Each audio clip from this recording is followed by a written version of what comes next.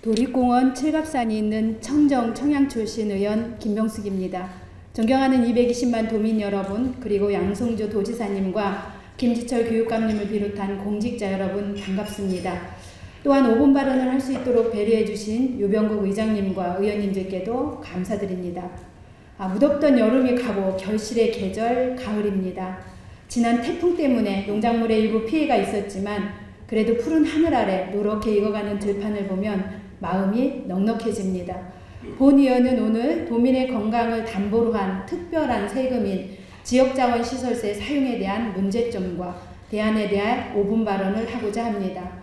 도민에게 필요한 사업을 하기 위해서는 여러 가지 재원이 필요한데 이 중에서 일반인들에게 다소 생소한 지역자원시설세가 있습니다.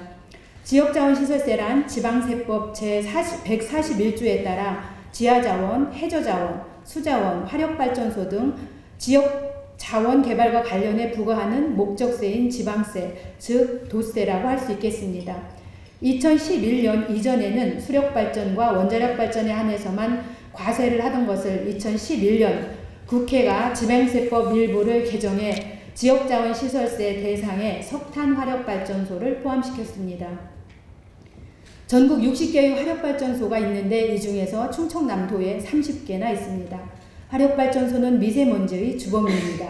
충남은 우리나라 미세먼지 발생량 전국 1위라는 오명을 받고 있습니다. 지역자원시설세는 2014년까지는 킬로와트시당 0.1원으로 부과되었으나 2015년 0.3원으로 인상돼 충남도는 2014년에 160억 200만원에서 2015년 317억 7,600만원, 2016년 312억 9,900만원, 2017년에는 384억 7,900만원, 2018년에는 400억 7,500만원에 이르는 재원을 확보하게 됩니다. 충남의 한 환경운동가는 지역자원시설세를 이렇게 표현했습니다. 시커먼 가루를 마시며 살아가는 고통의 대가이고 거대한 굴뚝을 끼고 사는 희생의 대가 화력발전세, 이렇게 표현을 했습니다. 이 예산은 어떻게 쓰여져야 할까요? 또 충청남도는 그동안 지역자원시설세를 어떻게 썼을까요? 당연히 도민의 건강과 미래 환경을 지키는 데 써야겠지요. 그러나 대략 기후환경국과 미래산업국의 예산을 살펴보면 도청, 창호 등 청사 시설 개선과 지방도 터널, LED 조명 등 교체 등에 2016년에는 15억 6,200만원, 2017년에는 17억 1,800만원, 2018년에는 LED 교체에만 18억 9천만원, 2019년에는 9억 7,500만원을 썼습니다. 그리고 또 LPG 저장 테크 설치 등에도 2018년 64억 7,900만원, 2019년에만 해도 66억 7,600만원을 편성했습니다. 도미 시군이 관리하는 기관 및 복지시설, 경로당에 태양광 시설 설치하는데도 매년 단위 사업별로 수십억 원씩 편성했습니다. 양승조 도지사님께 제안드리겠습니다. 2020년부터는 지역자원시설세 특별회계 예산 편성 시에 도민의 건강과 재산권 침해를 담보로 확보하는 이 소중한 재원인 만큼 피해 지역 주민들의 건강 정책, 지역자연 환경 자원의 중장기 정책, 충남 환경기관단체의 운영체계 구축 등과 또 지역자원시설세 인상에 중점을 둬야 할 것입니다.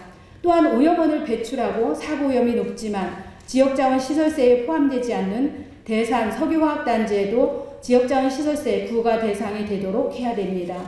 대산 석유화학단지는 현대오일뱅크, 하나토탈, LG화학, 롯데케미칼, KCC 등 일명 대산 5개사를 중심으로 70여 개의 기업체가 입주해 있습니다. 충남연구원의 대산 석유화학단지의 사회적 비용 및 대응 방안이라는 연구 자료에 따르면 대산 석유화학단지에서 대기오염물질 배출, 온실가스, 교통 혼잡 등으로 발생하는 사회적 비용이 매년 1조 2,626억 원에 이른다고 합니다. 충남도는 지난해와 올해 국회 토론회, 에너지위원회 운영 및 교육 등에 5억 6,100만 원의 사업비를 사용했습니다. 그러나 충남도의 지역자원시설세 인상에 대한 소식은 지난해나 올해도 감감무소식입니다. 보여주기식 국회 토론회가 아닌 실질적인 정책을 이끌어내는 토론회로 지역자원시설세를 써야 할 것입니다. 마지막으로 다소 황당할지 모르지만 언젠가는 실천해야 될 정책 제안을 하겠습니다. 농업과 산림은 다원적 기능을 갖고 있습니다. 노는 물을 가두어 지구온난화를 더디게 하고, 산림은 탄소를 배출하여 공기를 맑게 하는 등 환경적인 공익적 가치가 있습니다. 하여 지역자원 시설세 인상을 통해서 재원을 확대하고 이를 활용한 농지 및 산지에 대한 환경 직불금 제도를 충청남도가 먼저 만들어서 정부에 제안해야 할 것입니다. 심도 있는 양승조 도지사님의 환경 정책을 기대하며 이상으로 5분 발언을 마치겠습니다. 끝까지 들어주셔서 고맙습니다.